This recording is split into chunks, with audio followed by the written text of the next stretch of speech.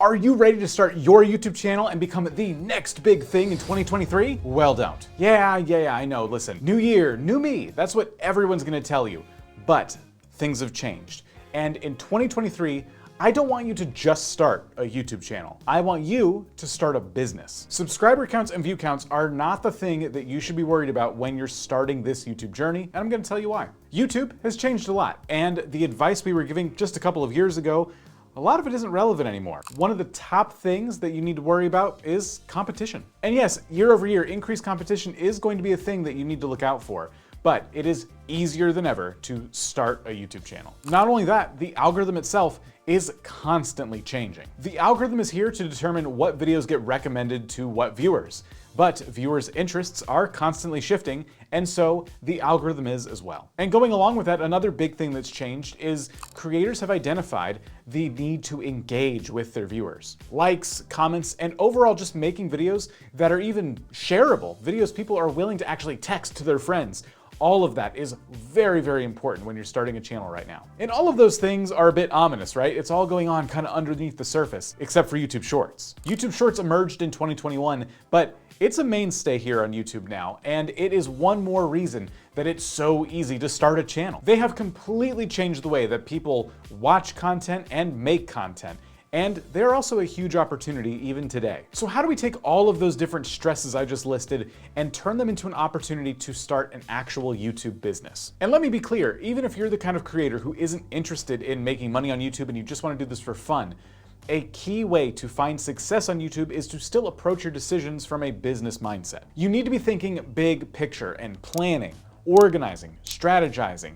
I'm gonna walk you through all the things I would be doing if I were starting a channel today. First, I would advise that you ask yourself the question, why do I want to start this channel in the first place? Are you trying to boost an existing personal brand? Do you want to be seen as an expert in your field? Or do you simply just wish to become a popular influencer? That reasoning is going to impact a lot of your decisions going forward because you're going to be optimizing for the desired result. So if you're a brand trying to get more sales, then you probably want to optimize a lot of your content for search. Or if you're thinking of living that influencer life, you might want to be optimizing a little bit more for your community and building up that whole base of super fans. So that's the why, but now you need the what. What are you going to do on YouTube? And this is where you find your niche. What are you passionate about? In an ideal world, you would start a channel around the thing that you are the most excited about. The thing that when you show up to a party, no one can get you to shut up about it. For a lot of creators, this might be the most difficult step, but for a lot of you, this might be the easiest thing. I know exactly what I want to make a channel about. But when you're just starting out, you should try and narrow it down even again from there. For example, let's say you're passionate about healthy food. Now, there are a ton of health food channels out there. So maybe your channel focuses on eating right, but for a specific type of diet. There's gonna be a smaller amount of channels talking about healthy food for a specific diet. There's gonna be an even smaller amount of channels talking about healthy food for a specific diet using only seasonal ingredients. Hopefully you understand what I'm getting at here. You don't need to be an expert at everything. In fact, I would say if you're trying to come off as an expert at everything, people will take you as an expert of nothing. If you can narrow your channel down to a specific topic, you're gonna become the go-to person for that specific thing. This is gonna allow you to build up your credibility and hopefully in the future start to branch out over time. Basically, you don't have to be the Nutella of YouTube channels. I assume everybody likes Nutella, right? I did mention branding a few times. You're also going to want to make sure that you try and get creative with your channel name and your logo and your handle. This is the first place that people can really go to identify who you are as a creator. So make sure your channel name is memorable, your handle is easy to spell, and your channel art is clean and nice. If you can't think of the perfect name right off the bat, don't let that stop you from starting a channel though. Get something in there that you like for now, you can always change it later. While we're talking about channel names, let's talk about your channel setup because this should also be an area that you focus on to have a very professional presence. You'll want to customize your channel banner. You'll want to take a great video that you've made in the past, one that represents who you are today, and make that your channel trailer. Below that, make sure all of the videos and playlists that you have match where you're going with your channel in the future. And then beyond that, make sure that you've set up the playlist that you want people to see as soon as they land on your homepage. The homepage is very important because did you know that the subscribe button on the front of your channel is the one that people will click on the most? My theory here is that the reason people go to this subscribe button is because after you ask them in a video to please subscribe, they go and investigate who you are. These details are important because the #1 subscribe button people are going to click is the one on your channel homepage. So when they get over there, make sure that you've put your best foot forward, and that homepage is a great representation of all the content you make across your channel. Another thing you can do to set up your new YouTube business for success is download all the tools you need that make your life easier. Struggling with picking a good title for a video? vidIQ. Need to optimize for SEO? vidIQ. Looking for some daily inspiration for new content ideas? vidIQ. Maybe you want to check up on the competition? You get the point. In all seriousness, there's actually a ton of tools out there for making videos that are awesome. And yes, we have some tools that I like to promote, but I want you also taking time to learn how to use other tools that become daily mainstays in this journey. Do you use Premiere or Final Cut to edit your videos? Take the time to learn those softwares in and out. Do you like to use Canva or Photoshop to make your thumbnails?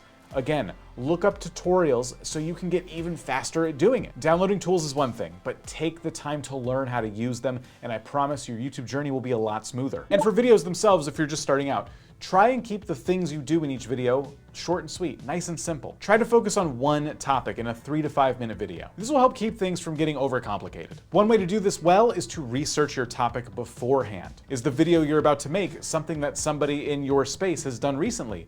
Watch their video and find ways you can improve. If you're looking for ideas, check the comment sections of those videos and see if there's anything in there that these audiences are looking for. And one super important tip I have for you when making your next video is to plan your title and your thumbnail before you press record. This is going to set you up beforehand because now that you know your title and your thumbnail, once you sit down in front of your camera, you can present your video with a really strong hook that backs up your title and your thumbnail. So as soon as people click, they know they're in the right place. And then beyond posting your first videos, should you be promoting them around the internet? Mostly, I'd say yes, but do so responsibly. If you make videos about a certain diet, for example, be sure that you're not just spamming those videos in the Facebook group you hang out in. Instead, look for questions people are asking, and if you have a video that answers that question, that would be the appropriate way to comment and let people know, hey, I actually answered that question in a video I did recently, here's the link.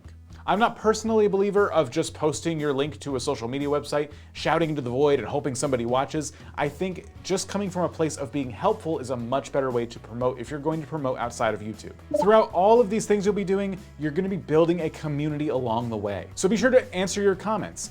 Ask for feedback every now and again. Perhaps do a Q&A live stream. Once you're feeling good, maybe you start to open up a Discord server or a subreddit. Having that network built up outside of YouTube is a great way to build a stronger connection with your audience. In the context of running your channel like a business, posting consistently is definitely something you're going to want to think about, but I have a different approach here. Let me go ahead and use our own channel as an example here. The days we typically post are Monday and Friday for long form videos, and we do live streams every Tuesday and Wednesday. Our audience has come to know when we're going to post a video and when we're going to go live. However, nowhere did we promise that's what we're always going to do. We like to keep this open-ended for one very important reason. If YouTube suddenly decides to have a major update, we want to have the flexibility in our schedule and with our time to be one of the first people to cover that update. So out of the blue, you might see us post a video on a Thursday. When that happens, if it's not timely, I'll take the Friday video and just kind of move that to next week. Posting on a regular basis is very important to us.